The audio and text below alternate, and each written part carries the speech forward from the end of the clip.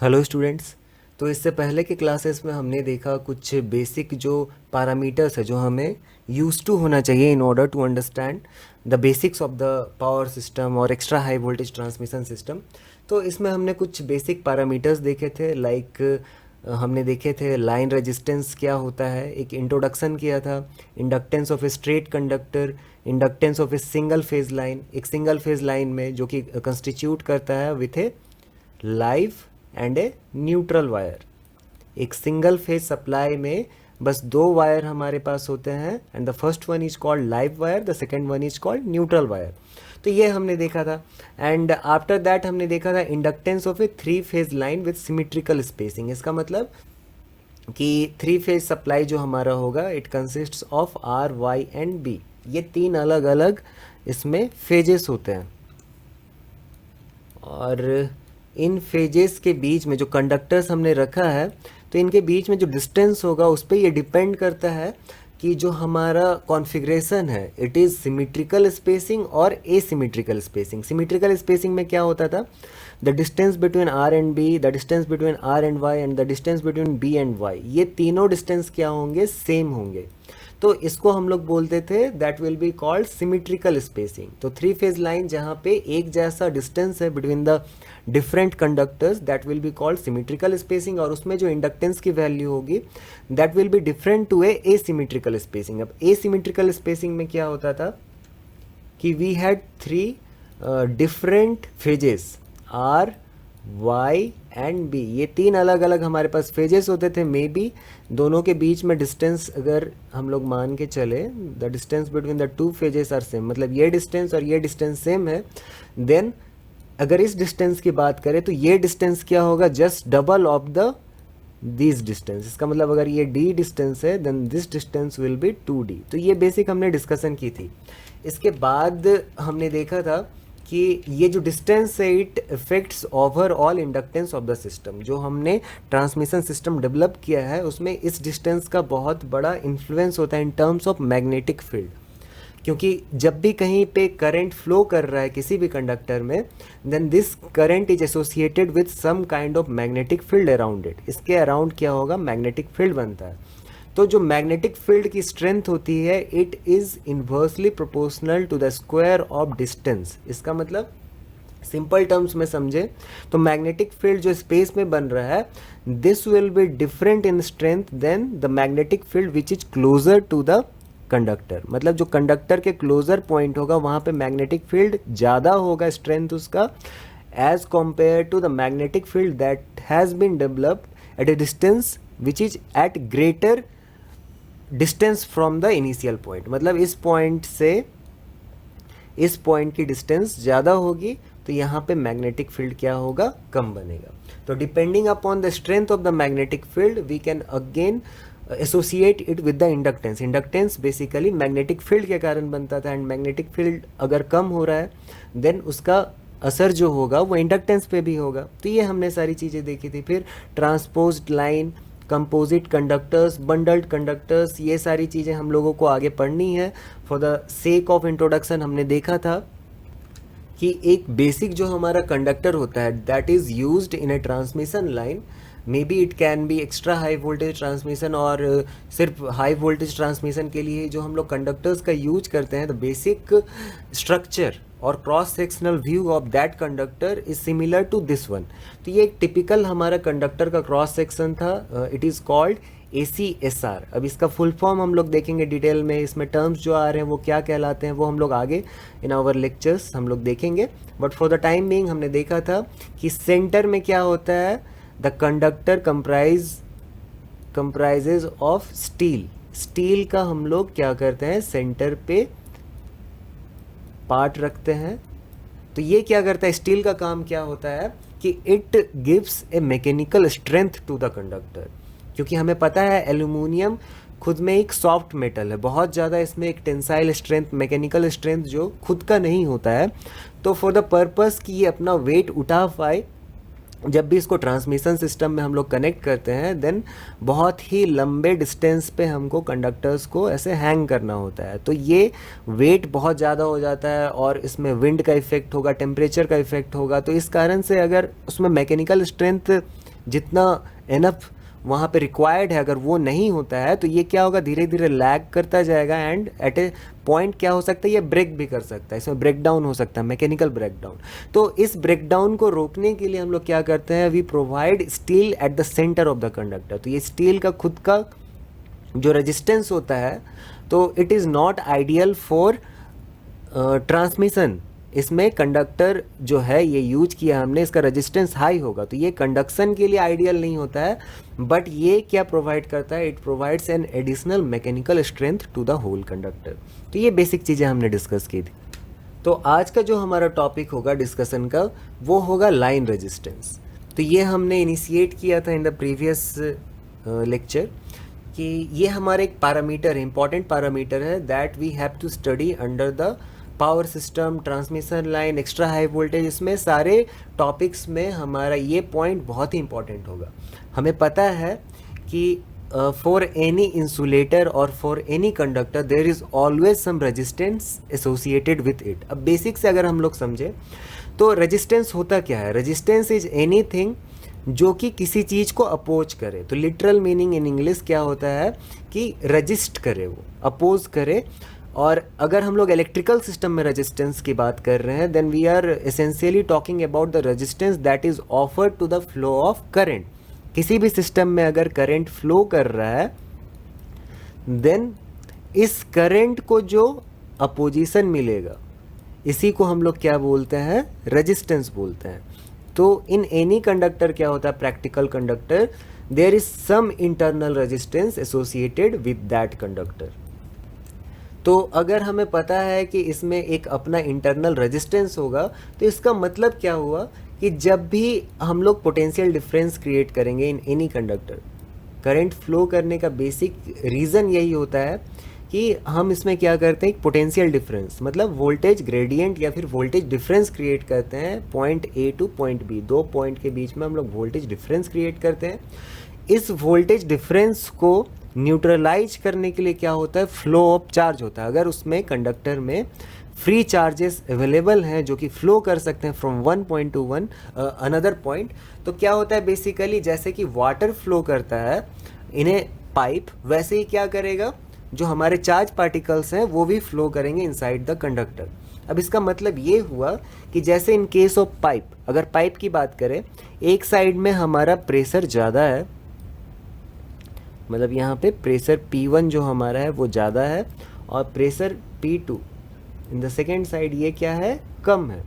तो क्या होगा, इस प्रेशर के कारण वाटर की टेंडेंसी होगी to flow in this direction. ये तब तक फ्लो करेगा जब तक कि प्रेशर दोनों साइड इक्वल नहीं हो जाए, दोनों इक्विलिब्रियम में नहीं आ जाए, बैलेंस नहीं बन जाए।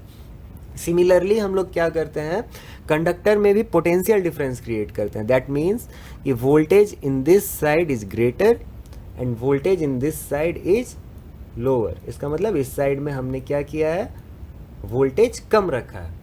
तो अब क्या होगा कि ये करंट जो है, जो चार्जेस है, उनकी एक टेंडेंसी होगी to flow in this direction in order to compensate या फिर न्यूट्रलाइज द वोल्टेज डिफरेंस। इसका मतलब V2 के साइड में जो हमारा इलेक्ट्रॉन्स है या जो भी अंदर हमारे पास फ्लोइंग चार्जेस है, ये तब तक फ्लो करते रहेंगे जब तक कि दोनों साइड का वोल्टेज क्या नहीं हो जाए, सेम नहीं हो जाए। तो तब तक इसमें फ्लो ऑफ चार्जेस होगा। तो बेसिकली करंट ऐसे ही प्रोड्यूस किया जाता है इन ए कंडक्टर। अब हमने समझ लिया है कि करंट कैसे फ्लो करता है इनसाइड ए कंडक्टर। तो अब हम लोग इसको डिटेल में देखते हैं, what is the concept of resistance. अब हमने एक बेसिक सेटअप यहाँ पे लिया हुआ है, the simplest we can take, कि एक डीसी सप्लाई हमने लिया that consists of one positive pole और one positive terminal and another one is negative terminal. इसका मतलब एक हमने बैटरी लिया है जिसमें एक पॉजिटिव साइड है and the second one is negative side. अब करंट की टेंडेंसी क्या होती है, जो कि कॉन्वेंशनल टर्म्स में, डायरेक्शन में अगर हम लोग देखें, तो current has a tendency to flow from positive terminal to the negative terminal.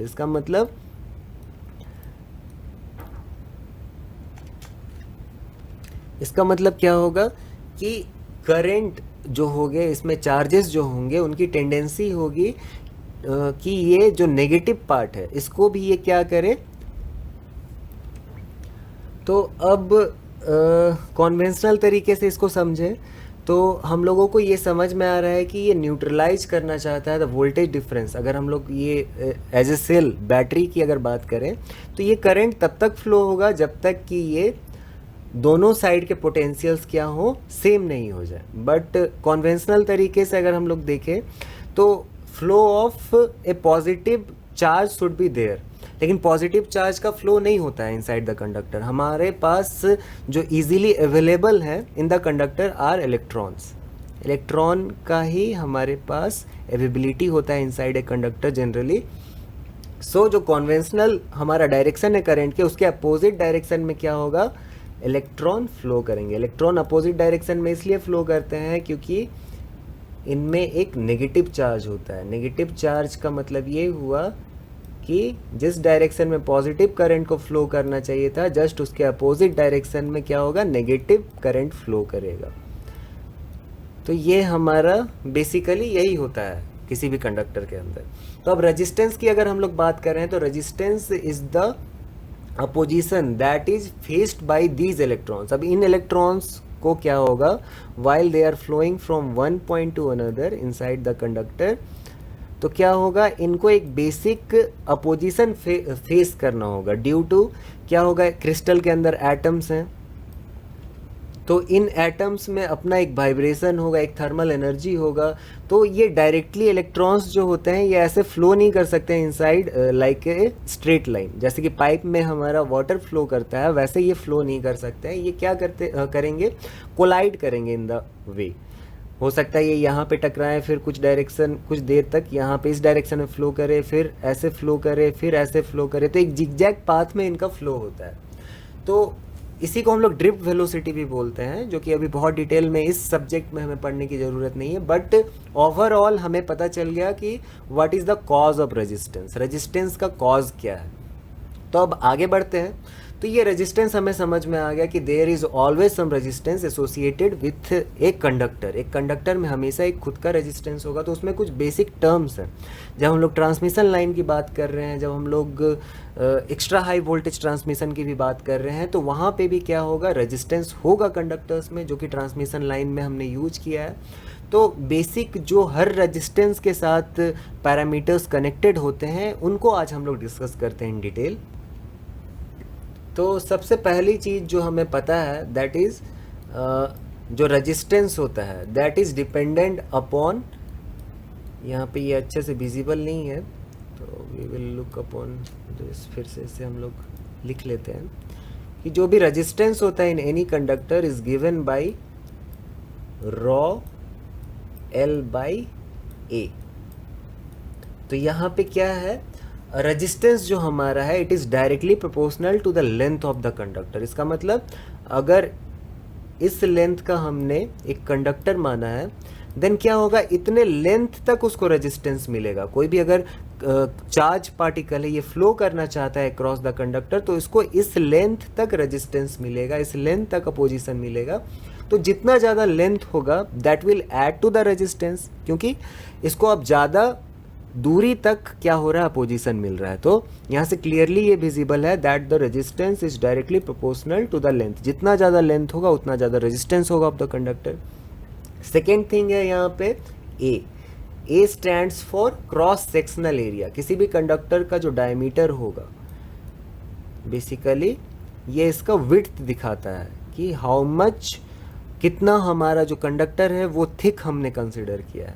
तो ये जितना ज़्यादा थिक होगा वो जो रेजिस्टेंस मेरा अपोजिशन मिल रहा है वो उतना कम होगा। इसको ऐसे समझ सकते हैं कि एक पतले पाइप में अगर हमें वाटर फ्लो करना है तो वो इजीली फ्लो नहीं कर सकता है, और अगर हम लोग एक ऐसा पाइप ले जिसमें विड्थ क्या है, काफ़ी ज़्यादा है, इसका मतलब एक थिक पाइप, एक मोटा पाइप है, तो उसमें इजीली क्या होगा, वाटर फ्लो कर सकता है।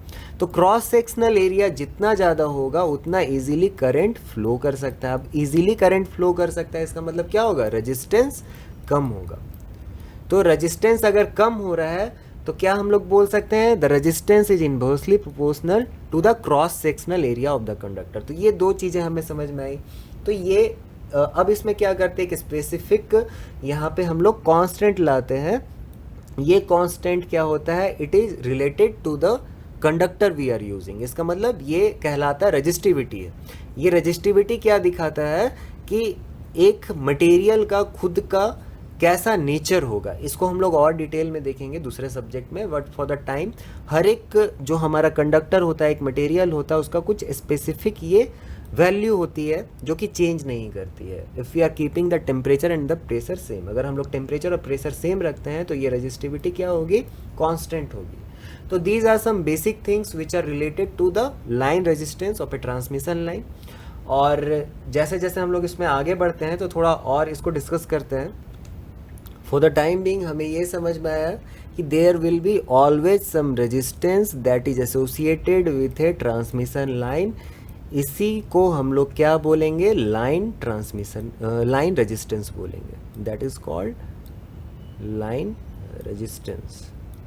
अब ये कुछ फैक्टर्स पे डिपेंड करता है, कुछ फैक्टर्स हमने डिस्कस कर लिए। The first one was the length of the conductor. Length जितना ज़्यादा होगा कंडक्टर का, रेजिस्टेंस उतना ज़्यादा होगा। That means length is directly proportional to the resistance. Cross sectional area is inversely proportional to the resistance. दूसरी बात है यहाँ पे टेम्परेचर। टेम्परेचर के बारे में हम लोगों ने डिस्कस नहीं किया। तो टेम्परेचर जैसे जैसे बढ़ता है इनसाइड ए कंडक्टर तो क्या होता है कि एट रूम टेम्परेचर अगर हमने शुरू किया conduction and after some time हम लोग क्या करते हैं कि टेम्परेचर को बढ़ाते हैं। तो इनसाइड द कंडक्टर अभी हमने डिस्कस क्या किया था, inside the conductor there are atoms which have a tendency to vibrate. उनका क्या होता है टेंडेंसी कि वो अपने फिक्स्ड पॉइंट से क्या करते हैं, वाइब्रेट करते हैं।